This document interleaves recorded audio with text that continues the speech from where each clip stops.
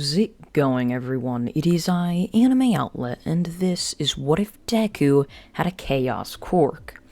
And now, before we begin, I would just like to tell you all that I am going to start doing Naruto What Ifs right around the start of December. So if you want any updates on that, or any updates on My Hero Academia, or just What Ifs in general, please join my channel Discord down in the link in the description below. I'm trying to revive my channel Discord as I really just haven't shouted it out, and pretty much all the chats are dead and no one talks in them. So I'm trying to revive it and just also give announcements on what's new What Ifs I might be doing there and when What Ifs are going to come out. So if that interests you, please join my channel Discord down in the description below. And now, let's begin. Chaos. It was that one word that described Izuku's quirk perfectly. Just complete and utter chaos. His quirk was a very complicated one, and also unstable. At any second, Izuku's quirk could just completely take control over his entire body and just make him do things he didn't want to, or do things that he enjoyed and that his mind would think out in his head. As you see, Izuku wasn't just always the happy young boy that we know of in canon My Hero Academia. As in this What If, Izuku is by far pretty much the complete opposite. He isn't just a happy-go-lucky kid that gets bullied day in and day out. As Izuku, in this What If, has an insanely strong quirk that simply doesn't allow for any bullying. Izuku is now on sort of a level of Bakugo Katsuki. He has such an enormously cool and awesome quirk to all of his preschool and kindergarten friends that they simply have no need to bully him, rather showering him in praise and just saying how cool his quirk was and always wanting to hang around him.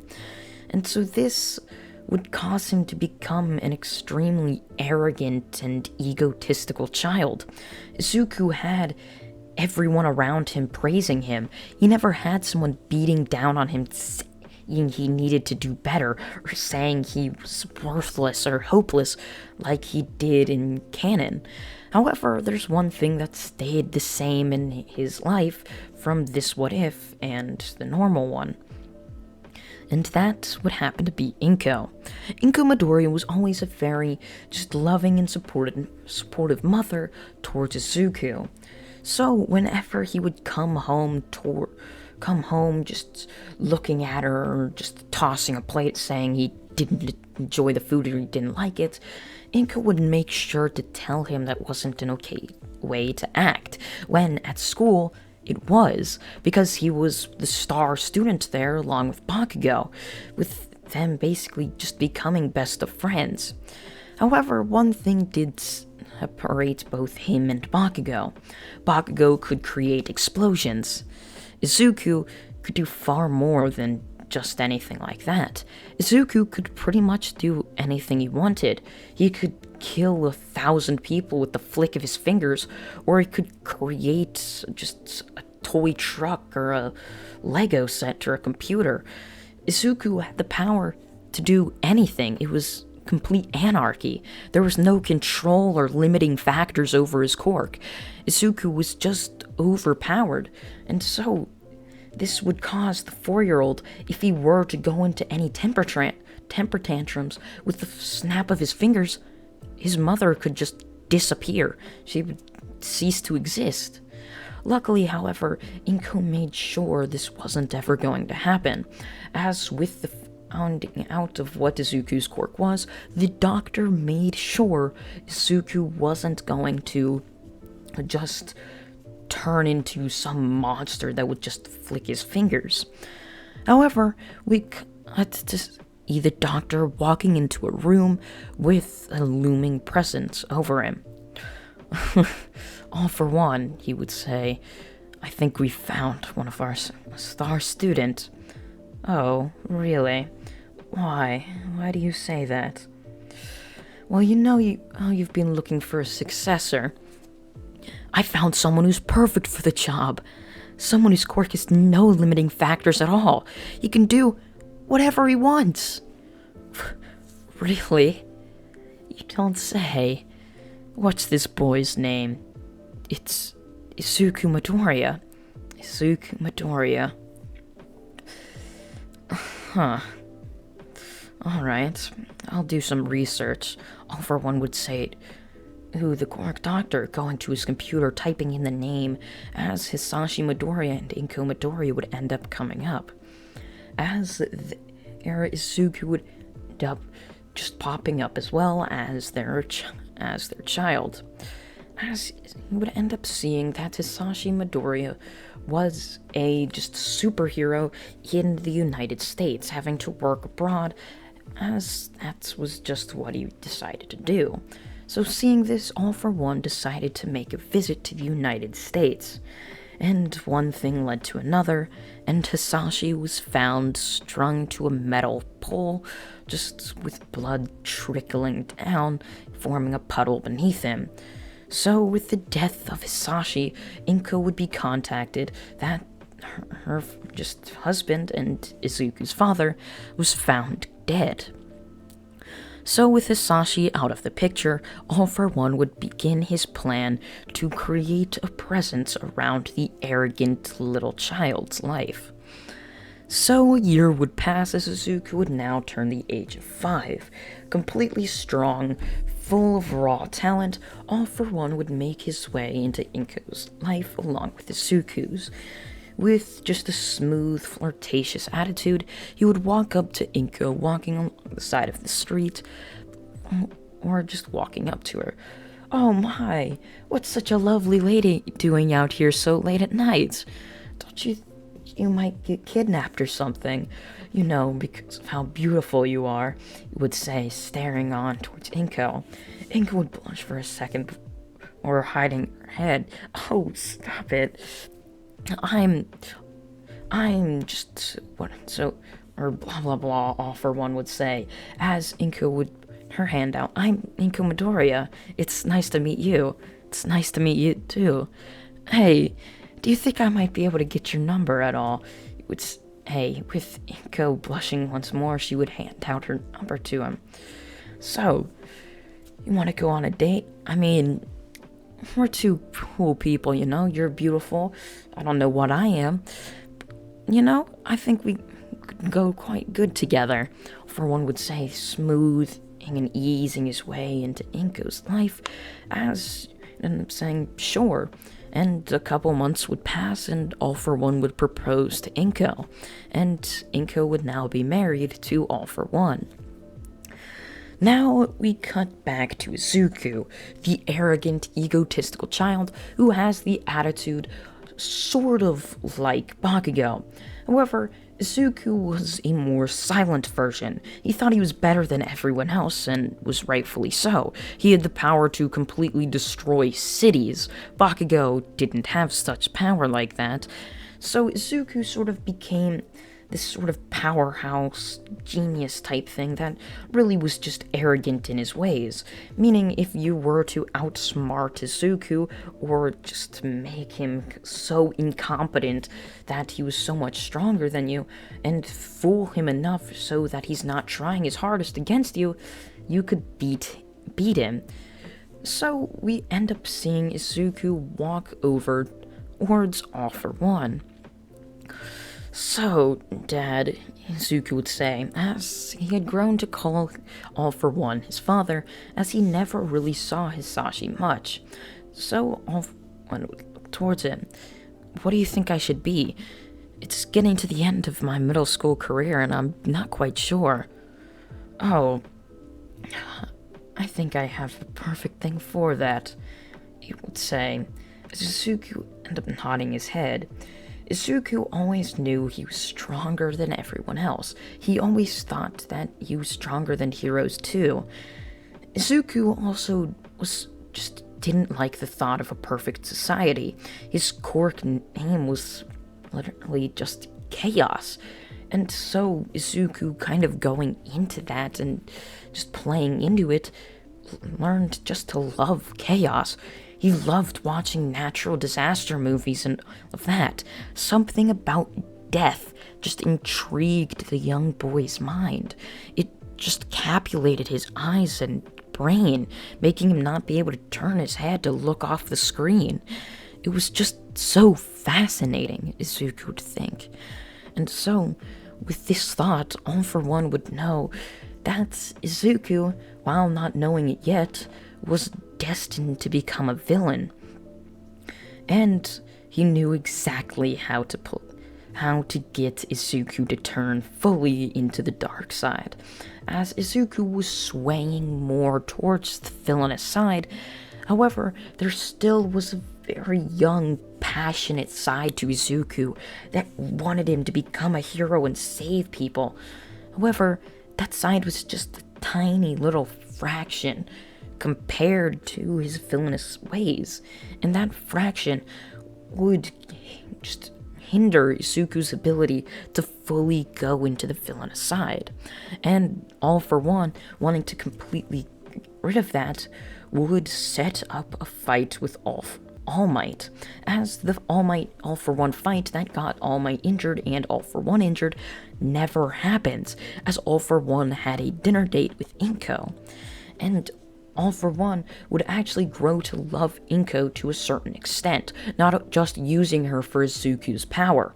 However, it was only to a certain extent. He didn't just full-blown love Inko to the fullest and very extent. He just didn't fall head over heels for her, while Inko did for him. So he saw her as pretty much expendable. He was one of the most powerful people on the planet. If he wanted a girl, he could find a girl. So that's pretty much the mindset he had.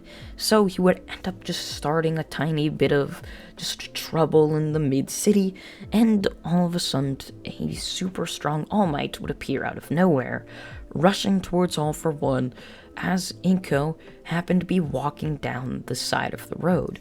All For One, who happened to just disguise himself very well, would end up jumping backwards as All Might's punch would go right into Inko's head, completely twisting Inko's neck, sending her flying back into cinder blocks. As For One, who had set up a camera from around the street, would end up disappearing into a portal after going into an alleyway, and would grab this such portal. Grab this such camera. Grabbing it, he would disappear into the portal again, transforming his appearance back into Izuku's father. As Inko's head smashing against the concrete, she would fall down to the ground, just completely just done. She was knocked out cold. And a blow to the head like that, really, there wasn't much chance of survival at all. So with that, we end up seeing All For One walk up to Izuku. As Izuku would be sitting on the couch, he would look up towards his father. "Hey, Dad, where's Mom?" he would say with a questioning look on his face. How do I say this? Look, son, Inko's dead. What? Izuku would say, confused. What do you mean, she's dead? He would turn on the camera before pointing it towards Izuku, showing it all over YouTube with just tons of views already, even though it happened just an hour ago.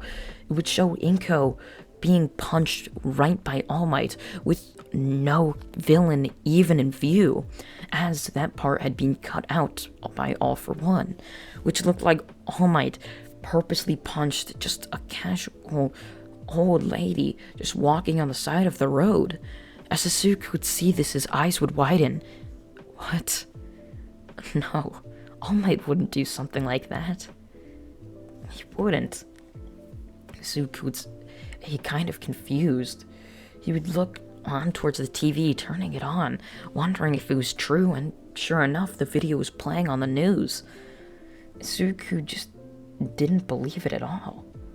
Inko would be pronounced dead, but would be transferred to UA's finest medical facilities, hoping that they can somehow do something, not wanting All Might's reputation just to drop so much. And now, that little fraction would become even more little, going from maybe 1/10 of Izuku's mind still stuck on heroes to 1/100 Sure, 1,000th to 1/10,000th, and to even 1/10 or 100,000th. Izuku just completely had lost faith in all heroes. He didn't know why All Might would do such a thing. It didn't make any sense to him. No sense at all. But yet, All Might had killed him, or killed her, and now he was stuck without a mother. No one to love him or say goodnight to him every single day. Izuku would shake his head before All for One would end up creating a portal underneath Izuku. How do you feel about that, Izuku? I don't get it. This doesn't make sense. Oh, and another thing. Do you know the number 2 hero, Endeavor? Yeah, why? He was found out to be abusing his wife and children. As well, they've luckily been rescued by the police officers. But it goes to show, even the top heroes can't be trusted at all. They're really just corrupt people. And though society may label us as villains, I strive to make society greater. Something without these just human pieces of trash, just punching random innocent bystanders, or abusing their own family. No one should have to go through that. No one should. These people are meant to protect us, not kill us. You're right, Izuku would say, gripping his fingers.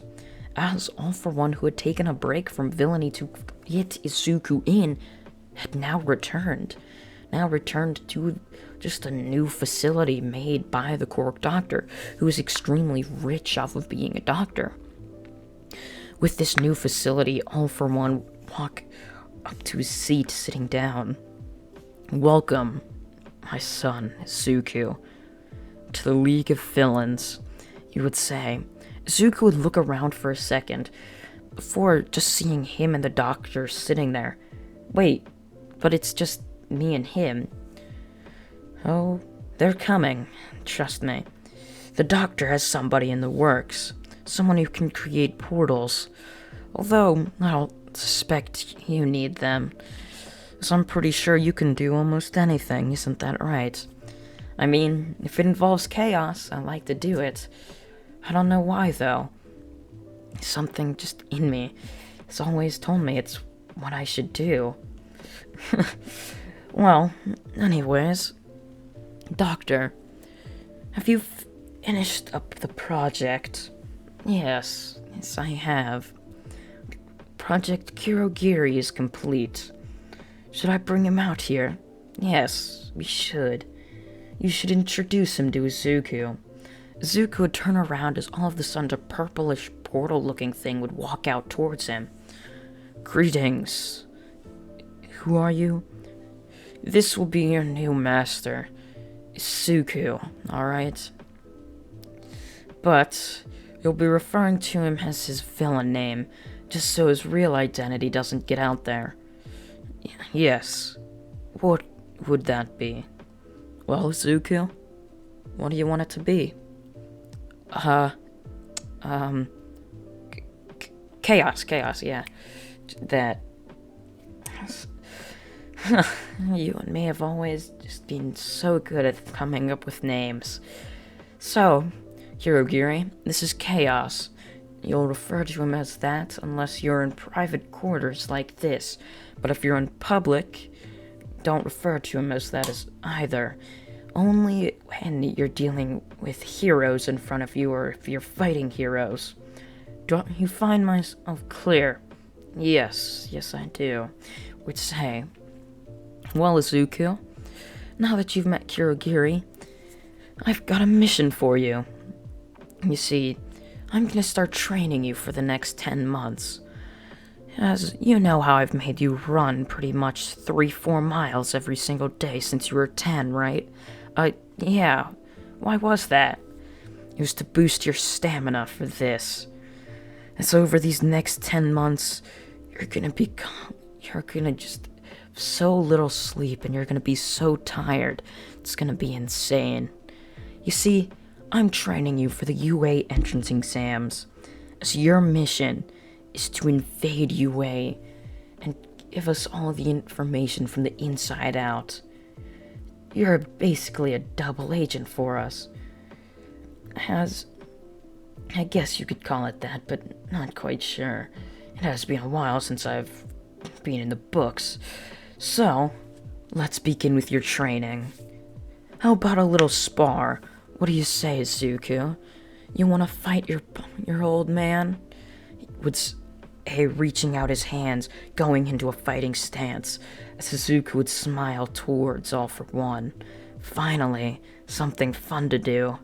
And that is where part 1 of What If Deku Had a Chaos Quirk comes to an end. I hope you all did enjoy it, and if you did, please consider subscribing, as it really does help this channel out, and you can even be notified when the other parts of this series do end up coming out.